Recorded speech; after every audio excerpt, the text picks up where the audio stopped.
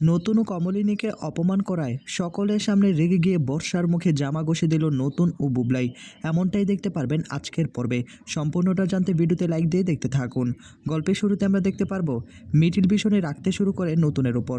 নতুনকে তখন বলে, নতুন কাকু, তুমি কি আমার কথা ভুলে গেলে? আমাকে তো একবারও বললে না অনুষ্ঠানে যাওয়ার জন্য। সকলকে তুমি বললে। আমি কি এতটাই পর হয়ে গিয়েছি? আমাকে তুমি ভুলে গেলে? নতুন তখন মিঠিলের দিকে তাকিয়ে হাসতে হাসতে বলে, আরে মিঠিল, তুই আমাকে হাসালি। তোর কথা আমি কেন বলবো না? তুই তো সবসময় আমার সঙ্গে আছিস, আর আমি তো ধরেই নিয়েছি তুই আমার সঙ্গে যাবি। তোকে কি আবার আলাদা করে বলতে হবে নাকি? আমি জানি তুই আমাদের সঙ্গে যাবি।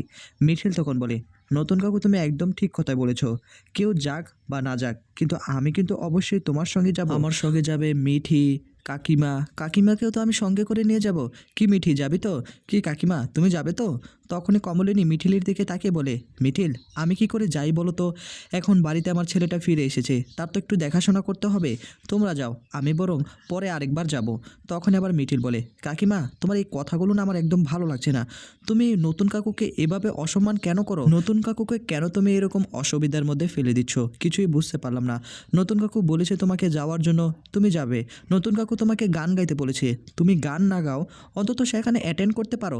ইনস্টিটিউট থেকে অনেক লোকেরাই বলেছে তোমাকে গান গাওয়ার জন্য। এখন তুমি যদি সেখানে নাই যাও, নতুন কাকুর অসম্মান হবে না? এটা কিন্তু আমি কোনোভাবেই মেনে নিতে পারবো না। তুমি কিন্তু একটু বেশি বেশি করছো। নতুন কাকু কিন্তু এটা তোমার থেকে আশা করে না। তখনই মিঠিলের এই কথাগুলো শুনে মিঠিলের দিকে তাকে কমলিনী বলে, আমার মেয়েটা আবার বাড়িতে ফিরে এসেছে, এই তো আমাকে আবার শাসন করা শুরু করে দিয়েছে, তাই না রে? মিঠিল তখন বলে, না তেমন কিছু না। তখনই নতুন বলে, দেখো কমলিনী, তোমাকে অবশ্যই আমাদের সঙ্গে যেতে হবে। আর শোনো, আমি তোমাদের বাড়িতে ইনভাইট করে আসবো। আমার কাছে ইনভাইট কার্ড অনেক আছে, সকলকে আমি ইনভাইট করব। সকলকে কিন্তু সেখানে যেতে হবে। কমলিনী বলে, হ্যাঁ যাও না, সকলকে ইনভাইট করে আসো। তখনই কমলিনীকে বলে, তুমি যাবে তো? এদিকে কমলিনী বলে, আচ্ছা বাবা, ঠিক আছে, আমি যাব। অন্যদিকে বাবিল বলে, নতুন কাকু, আমি একটা কথা বলতাম আর কি। নতুন বলে, হ্যাঁ বল না, কি বলবি? তখনই বাবিল বলে, আমরা যেহেতু সকলে একসঙ্গে যাচ্ছি, বলছিলাম কি আসার সময় যদি আমরা একটু খাওয়া দাওয়া করে আসতাম। বাবিলের কথা শুনে তখন বসে বসে হাসতে থাকে নতুন এবং বলে, অবশ্যই, সেটা তো অবশ্যই হবে। বর্ষা তখন বলে, বাবা, একদম উৎসব মুখর দিন হবে, একদম উৎসবে ভরে যাবে। তখনই বর্ষার মুখে এই কথা শুনে ভীষণ রকম রাখতে শুরু করে দেয় মিঠি, বাবিল সকলে। বাবিল তখন বর্ষার দিকে তাকিয়ে বলে, শোনো, তোমাকে একটা কথা বলছি, আমাদের সুখগুলো কি তোমার সহ্য হয় না? আমাদের পরিবারে না প্রত্যেক দিন উৎসবের মতো আমরা পালন করি। এখন তোমরা সেটা নিতে পারো না, তোমাদের শরীরে জ্বালা ধরে যায়, এতে কি আমাদের দোষ নাকি? আমরা তো পরিবারটার মধ্যে আনন্দ করতে চাই, শুধু তোমার জন্যই এসব কিছু করা যায় না। তুমি যদি কোনো ধরনের অঘটন ঘটানোর চেষ্টা করো, তাহলে কিন্তু তোমাকে এই বাড়ি ছেড়ে চলে যেতে হবে। আমি কিন্তু সেটা তোমাকে বলে দিলাম। আমার দাদাভাই ফিরে এসেছে, তাকে তুমি উল্টাপাল্টা কোনো কিছু বোঝাতে পারবে না। বর্ষা তখন বুবলাইয়ের কানের নিচে এসে কান পড়া দিতে থাকে। বলছিলাম কি রুদ্র, তুমি তো আমাকে আগে বলেছিলে তুমি নাকি এরকম সিচুয়েশন পছন্দ করো না। এখন তো তোমার নতুন কাকু, তোমার মা, পরিবারের সকলেই তোমরা একসঙ্গে সেই অনুষ্ঠানে যাবে। এখন তোমার মা নতুন কাকুর সঙ্গে বসে থাকবে, আর তুমি সেটা চোখে চোখে দেখবে। এটাকে তোমার দেখতে ভালো লাগবে না? মানে আমি তোমাকে বলছিলাম কি, তুমি আমাকে বলেছিলে আগে, আর সেই কথাগুলো আমি বলছিলাম আর কি। তুমি তো বলেছিলে তোমার একটা মান সম্মান আছে, আশেপাশের লোকেরা কত কথা বলবে, সেগুলো তুমি নিতে পারবে না। এখন কি করে তুমি নিতে পারবে? এখন তো তোমার নতুন কাকু, তোমার মা একসঙ্গে অনুষ্ঠানে যাবে, তার মধ্যে তুমিও আবার যাবে, এগুলো কি মেনে নিতে পারবে? আর এই কথাগুলো বলতে থাকে বর্ষা। আর তখনই বুবলাই ভীষণ রকম রেগে যায় এবং বলে, সেটা বর্ষা, এই কথাগুলো তুমি এখানে তুলবে না। এই কথাগুলো এখন ভালো লাগছে না, এই কথাগুলো থাক, যা হওয়ার তা দেখা যাবে। এদিকে বর্ষার উপর রেগে বাবিল উঠে দাঁড়ায়। উঠে দাঁড়িয়ে বলে, শোনো, তোমাকে একটা কথা বলছি, তুমি বাড়িতে এসেছো একদিন হয়নি, তার মধ্যে তুমি আমার দাদাভাইয়ের কানের নিচে এসে কান পড়া দিচ্ছ কেন? আমাদের সুখটা কি তোমার সহ্য হয় না? দাদাভাই তো সবটা মেনে নিয়েছে, মায়ের সুখগুলো কি সহ্য হয় না তোমার? তুমি কেন বারবার কানের নিচে এই কথাগুলো বলছো? তোমাকে ফার্দার বলে দিচ্ছি, তুমি অন্য কোনো ধরনের কথা বলে আমার দাদাকে উস্কানোর চেষ্টা করবে না। আমার মার কি একটা জীবন নেই নাকি? নতুন কাকুর জীবন নেই নাকি? নতুন কাকু সারাটা জীবন আমাদের পাশে দাঁড়িয়েছে, এখন নতুন কাকুর সঙ্গে কি একটু অনুষ্ঠানও যেতে পারবে না? নতুন কাকু আমার মাকে বিয়ে করেছে, বিবাহিত স্ত্রী, আর এই কথাগুলো তোমাকে মাথায় রাখতে হবে। এই কথাগুলো বলেই ভীষণ রকম রেগে যায়। আর তখনই বর্ষা বলে, না মানে আমি বলছিলাম আর কি, তুমি এভাবে রিয়েক্ট করছো কেন? তোমার দাদাই আমাকে বলেছিল, রুদ্রই আমাকে এই কথাগুলো বলেছিল, যে তার মায়ের সঙ্গে নতুন কাকুকে দেখলে তার গায়ের মধ্যে জ্বালা ধরে, তার নাকি বিষণ্ণ বিষণ্ণ লাগে। এদিকে বুবলাই তখন বলে, দেখো বর্ষা, এই কথাগুলো তোমাকে এখন বলতে বলিনি আমি।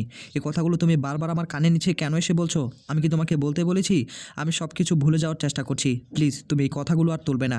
এদিকে বুবলাইয়ের কথা চিন্তা করে তখনই কমলিনী সকলের সামনে বলে ওঠে, আচ্ছা ঠিক আছে, আমি তাহলে যাব না, তোমরাই বরং যাও। তখনই ভীষণ রকম রেগে যায় নতুন। নতুন রেগে গিয়ে কমলিনীর দিকে আঙুল তুলে বলে, কেমন ধরনের কথা বলছো তুমি কমলিনী?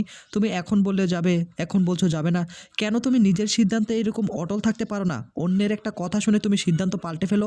এটা কিন্তু আমি তোমার থেকে একদম আশা করিনি। আমি তো একটা রক্তে গড়া মানুষ, তাই না? আমারও তো ভালো লাগা, মন্দ লাগা, খারাপ লাগা আছে, তাই না? তুমি আমার সঙ্গে বললে যাবে, আমি মানলাম তুমি গান গাইবে না, অন্তত আমার সঙ্গে যাবে, এটা তো তুমি বলেছো। কিন্তু এখন আবার বর্ষার কথাগুলো শুনে, তোমার ছেলের কথা চিন্তা করে তুমি আবার এখন বলছো তুমি যাবে না। এই কথাগুলোর মানেটা কি? তুমি কি আমাকে অসম্মান করার জন্য এই কথাগুলো বলছো? তোমার কি কোনো নিজস্ব মতামত থাকতে পারে না? কেন তুমি অন্যের জন্য এতটা ভাবছো যে তোমার জন্য ভাবে না? তোমার ছেলেটাকে আমি এই বাড়িতে ফিরিয়ে এনেছি। আমি বুঝতে পারছিলাম তোমার ছেলের জন্য তোমার দিনটা ভালো যাচ্ছে না, তুমি খাওয়া দাওয়া করতে পারছো না ঠিক মতো, কিন্তু তোমার সম্মানের কথা চিন্তা করে, তোমার সুখের কথা চিন্তা করে আমি তোমার ছেলেকে এই বাড়িতে ফিরিয়ে এনেছি। আমার কি একটা সম্মান নেই নাকি? তখনই কমলিনী মুখ বুজে দাঁড়িয়ে থাকে। তখনই নতুন তাকে অনেকবার বোঝানোর চেষ্টা করে, দেখো কমলিনী, আমি শুধু তোমাকে বিয়েটা করেছি যেন তোমার পাশে আমি থাকতে পারি, তোমার সুখগুলো আমি দিতে পারি, তোমাকে সুখে রাখতে পারি। তুমি সারাটা জীবন কষ্ট করেছো, সেটা আমি সহ্য করতে পারি না, সেজন্য পার্মানেন্টলি আমি তোমার পাশে দাঁড়িয়েছি। অন্যদিকে কুর্চি সুলক্ষণাকে বলে, তোমাদের তো বরণ হয়ে গিয়েছে, তুমি তো অনেকটা স্ট্রাগল করে এসেছো, অনেক ধকল গিয়েছে, তোমাকে একটু বিশ্রাম নিতে হবে, চলো চলো। তখনই সুলক্ষণা বলে, না না, আমি যাব না, আমি কিন্তু আমার উত্তর এখনও পাইনি, আমাকে কিন্তু অবশ্যই আমার উত্তরটা দিতে হবে মা। আমি যেটা বলেছি, আপনি যদি এই বাড়িতে না থাকেন আমি কিন্তু এই বাড়িতে থাকবো না। এখন আপনি আমাকে বলুন, আপনি থাকবেন কি থাকবেন না? তা না হলে কিন্তু আমি এক্ষুনি এখান থেকে চলে যাব। এদিকে তখনই আবার ডাবলুর বাবা অর্থাৎ অয়ন বলে ওঠে, ও বারে, আমার বুকে আবার জ্বালা ধরলো রে, পেন হচ্ছে 1%। তখন বলে, মা তুমি বলে দাও না, কেন তুমি এতটা কষ্ট দিচ্ছ? দেখো না, বাবার কিন্তু ব্লকেজ হয়ে যাচ্ছে, আর 1% বাকি রয়েছে। তখনই আবার সুলক্ষণা তার বাবা অর্থাৎ শ্বশুরমশাইয়ের দিকে তাকিয়ে বলে, মা প্লিজ আপনি বলে দিন, ওই দেখুন বাবার দিনের পর দিন অবস্থা খারাপ হয়ে যাচ্ছে। মা আপনি কিন্তু আমার প্রশ্নের উত্তর দিলেন না, আমি কিন্তু উত্তর পাইনি, আপনি হ্যাঁও বলেননি নাও বলেননি, আপনি ঝুলিয়ে রেখেছেন, সেজন্যই তো বাবার এরকম একটা সিচুয়েশন তৈরি হচ্ছে, বাবার হার্ট ব্লকেজ হয়ে যাচ্ছে। এগুলো কিন্তু আমি চোখের সামনে দেখতে পারবো না, আপনি তাড়াতাড়ি বলুন তো, না হলে আমি এক্ষুনি এখান থেকে চলে যাবে। এদিকে সুলক্ষণাকে আটকানোর চেষ্টা করে করছি, আরে বাবা এইসব কী বলছো তুমি? আজকে সবেমাত্র বিয়ে হয়েছে, এই কথাগুলো কেন বলছো তুমি? তখন সুলক্ষণা বলে, বাবার দিকে দেখতে পাচ্ছেন না, বাবা আপনার আর কয় পার্সেন্ট বাকি রয়েছে? তখনই আবার অয়ন বলে, 1%। তখনই আবার সুলক্ষণা বলে, দেখলেন তো মা, বাবা নিজের মুখে স্বীকার করলো আর নাকি 1% রয়েছে। খুশি তখন বলে, আচ্ছা তোমরা কী প্ল্যান সাজিয়ে এসেছো, তোমরা কী নাটক শুরু করে দিয়েছো, আমি তো কিছুই বুঝতে পারছি না। আমাকে তো তোমরা বিপদের মুখে ফেলে দিচ্ছ, এরকম কেন সিচুয়েশন হচ্ছে সেটা পরে দেখা যাবে, আমি এখন কিছু বলতে পারবো না।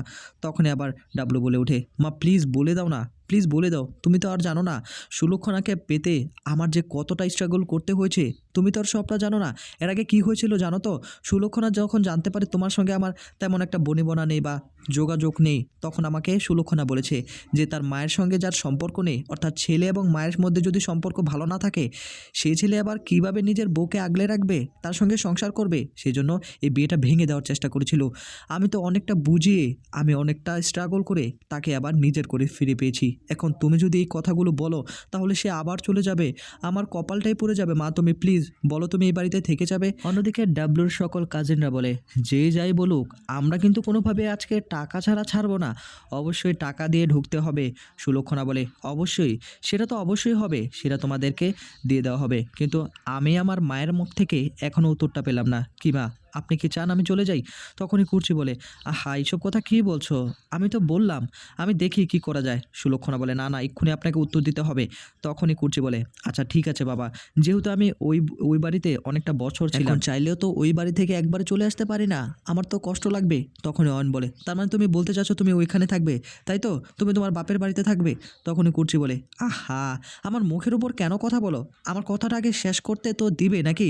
আমি কথাটা কি বলতে চাচ্ছি, ওই বাড়িতে আমি এত বছর ছিলাম, তুমি কি আমাকে এনেছো ওই বাড়িতে, এখন তুমি এরকম দরদ দেখাচ্ছ, আমাকে কথাটা বলতে দাও। তখনই আবার সুলক্ষণা বলে, তার মানে আপনি বলতে চাচ্ছেন আপনি ওই বাড়িতে থাকবেন, তাই তো? আমাকে চলে যেতে হবে? তখনই কুর্চি বলে, আহা তুমি এরকম কথা বলো না, আমি যেটা বলছি শোনো, আমি ওই বাড়িতেও থাকবো এ বাড়িতেও থাকবো, কিন্তু এখন আপাতত ওই বাড়িতে একটু বেশি থাকবো, আমাকে তো মানিয়ে নিতে হবে, আমি আগে দেখবো সবটা কেমন হয় না হয়। তখনই আবার অয়ন বলে ওঠে, না না এইসব কিছু আমি মেনে নিতে পারবো না, তোমাকে অবশ্যই এখানে থাকতে হবে, তুমি ওইখানে থাকবে মানে?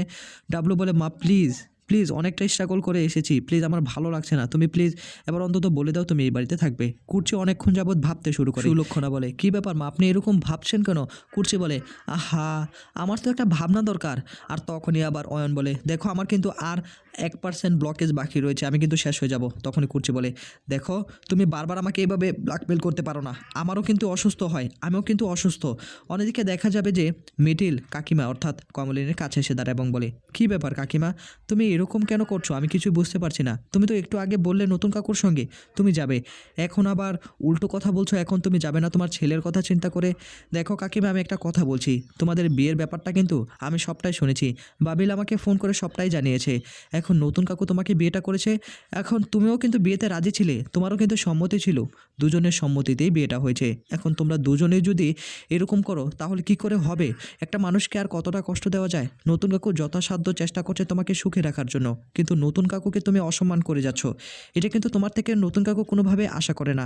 এদিকে কমলিনীর দিকে তাকিয়ে তখনই নতুন বলে, দেখো কমলিনী, আমি কিন্তু অন্য কোনো কিছু তোমার থেকে আশা করিনি, আমি শুধুমাত্র তোমাকে ভালোবেসে তোমাকে একটু সুখে রাখার চেষ্টা করেছি, আর কিছুই না। এর থেকে আমার কোনো স্বার্থ নেই, এর মধ্যে আমার কোনো স্বার্থ ছিল না, আর ভবিষ্যতে থাকবেও না। আমি তোমাকে সুখে রাখবো। তখনই আবার কমলিনী বলে, তুমি একটু বুঝতে ভুল করছো, আমি এক্সট্রিমলি সরি, প্লিজ আমাকে তুমি ভুল বোঝো না। তখনই নতুন বলে, না তোমাকে আমি ভুল বুঝছি না, তোমার কথাগুলোর কথা আমি বলছি। তুমি যেভাবে সিদ্ধান্ত পাল্টে ফেলছো এটা দেখে আমি অবাক হয়ে যাচ্ছি। নিজের সিদ্ধান্তগুলোকে একটু বাস্তবায়ন করার চেষ্টা করো, নিজের কথাগুলোকে গুরুত্ব দেওয়ার চেষ্টা করো। অন্যের কথা শুনে তুমি সিদ্ধান্ত পাল্টে ফেলবে, সে কথাগুলো আমি মেনে নিতে পারবো না। হয়তোবা তোমার বড় ছেলের কথাগুলো ভেবে তুমি এখন আমার সঙ্গে যেতে চাচ্ছ না, কিন্তু তুমি কি একবার ভেবে দেখেছো তোমার কথা চিন্তা করে বর্ষার সঙ্গে আমার কতটা ফাইট করতে হয়েছে? তুমি কি ভেবেছিলে যে তোমার ছেলেকে শুধু শুধু আমি কিছু কথা বলে নিয়ে এসেছি? এরকমটা তো নয়। আমি তো বর্ষার সঙ্গে ফাইট করেছি, বর্ষা আমাকে আটকানোর চেষ্টা করেছিল যাতে করে আমি তাকে না আনতে পারি। আমি তো তবু তোমার কথা চিন্তা করে তার সঙ্গে ফাইট করে তার অপমানগুলো সহ্য করে আমার সিদ্ধান্তের উপর অটল বিশ্বাস রেখে আমি তোমার ছেলেকে এই বাড়িতে ফিরে এনেছি। এদিকে অয়নদীপ যখন জানতে পারে যে কুর্চির শরীর খারাপ, তখনই আবার অয়নদীপ বলে, শোন ডাবলু, তোকে একটা কথা বলছি, তোর মায়েরও নাকি শরীর খারাপ। আরে আমি যতদিন আছি, তুই যতদিন আছিস, তোর মাকে একটু ট্রিটমেন্ট করিয়ে নিয়ে আয়, তোর মা সুস্থ হোক। তখনই কুর্চি বলে, উফ, তোমরা যে কি শুরু করেছো, এরকম একটা আনন্দের দিনে তোমরা এসব কথা কেন বলছো? তখনই আবার ডাবলুর বউ অর্থাৎ সুলক্ষণা বলে, আচ্ছা মা, তুমি এরকম কেন করছো? তুমি একটা কথা বলে দিলেই তো হয়ে যায়, তুমি কি থাকবে কি থাকবে না এটা বললেই তো সব সমস্যা মিটে যায়, তাই না? তখনই সুলক্ষণার দিকে তাকিয়ে বলে, তুমি এরকম অলক্ষণে কথা কেন বলছো বলো তো? দেখো, একটা জিনিস তো তোমাকে বুঝতে হবে, আমি তো 20টা বছর যাবত আমার বাবার বাড়িতে ছিলাম, এখন তাদেরকে ছেড়ে কী করে আসি? যাও, আমি তোমাকে কথা দিলাম আমি অবশ্যই সেখানে যাব, কিন্তু প্রতিদিন একবার অন্তত আমাকে ওই বাড়িতে যেতে হবে, আর সপ্তাহে 2 দিন ওই বাড়িতে থাকতে হবে। আর এই কথাগুলো শুনে তখনই সুলক্ষণা বলে ওঠে, আচ্ছা ঠিক আছে, তাহলে ফাইনাল এটাই হবে, কিন্তু আমি কিন্তু অবশ্যই আপনাদের সঙ্গে যাব আপনার বাবার বাড়িতে। তখনই আবার কুর্চি বলে, অবশ্যই, তুমি তো অবশ্যই যাবে, আমি তো তোমাকে সঙ্গে করে নিয়ে যাব। তোমার সেখানে ভাই বোন রয়েছে, তাদেরকে তোমার সঙ্গে পরিচয় করিয়ে দেব, আরও অনেকে রয়েছে, তাদের সঙ্গেও পরিচয় করে দেব। তখনই সুলক্ষণা বলে, অবশ্যই, আমি চাই সকলের সঙ্গে আনন্দে আমার বাকিটা জীবন কাটিয়ে দিতে, আমি চাই সকলের সঙ্গে একসঙ্গে থাকতে, সকলকে হাসি মুখে নিয়ে রাখতে। ডাবলু তখন বলে, মা, মামুর বাড়ি থেকে কেউ আসবে না নাকি? তখন আবার কুর্চি বলে, হ্যাঁ ফোন করেছে, কাল তারা আসবে। অয়নদীপ তখন বলে, আচ্ছা যেহেতু আসবে আমি একবার ফোন করবো নাকি? কুর্চি তখন বলে, তার আর দরকার নেই, আমি ফোন করেছি তাতেই হয়ে যাবে, এর থেকে বেশি কিছু করা লাগবে না।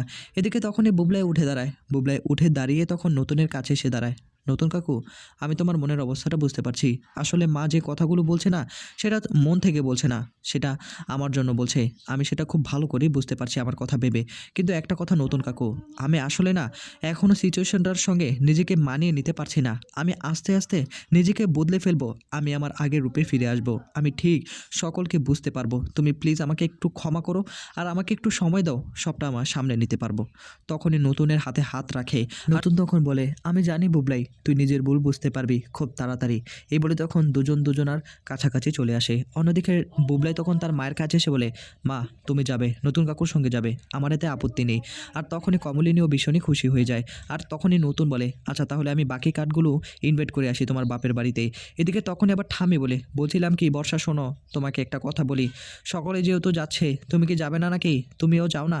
তখনই বর্ষা বলে, না ঠাম্মি, আমি এসবের মধ্যে যেতে পারবো না, এত আহ্লাদ আমার নেই বাপু, আমি তো আবার আনন্দ করতে পারি না। আমার শাশুড়ি মা নতুন শ্বশুরকে নিয়ে যাবে, এটা না আমার দেখতে একদম ভালো লাগবে না। এসব কিছু আমি মেনে নিতে পারবো না। এদিকে তখনই বর্ষার উপর ভীষণ রকম রেগে যায় নতুন। নতুন তখন বলে, শোনো বর্ষা, তোমাকে একটা কথা বলছি, এমন কোনো কথা তুমি বলবে না যে কথার জন্য তোমাকে আমি এই বাড়ি থেকে তাড়িয়ে দেই। এমন তুমি কোনো কথা বলবে না যে কথার জন্য বুবলাই আবার অস্বস্তির মধ্যে পড়ে যায়। এই কথাগুলো তুমি মাথায় রাখবে। আর এদিকে বড় ঠাম্মি তখন বলে, শোনো বর্ষা, তোমাকে একটা কথা বলছি, তুমি কিন্তু দিনের পর দিন সকলের থেকে দূরে সরে যাচ্ছ। তুমি কিন্তু সকলের মন থেকে উঠে যাচ্ছ। তুমি যে ব্যবহারগুলো করছো, এমনটা যদি তুমি করতে থাকো না, তাহলে বুবলাইয়ের মন থেকেও উঠে যাবে। বুবলাই কিন্তু তোমাকে এখনই সহ্য করতে পারে না। আর তুমি এই ব্যবহার যদি আরও দিন দিন বাড়িয়ে চলো, তাহলে কিন্তু বুবলাই তোমাকে ছেড়ে দিতে বাধ্য হবে। এই কথাগুলো তুমি মাথায় রাখবে। এই ছিল আপডেট। নেক্সট আপডেট পেতে সাবস্ক্রাইব করে রাখুন।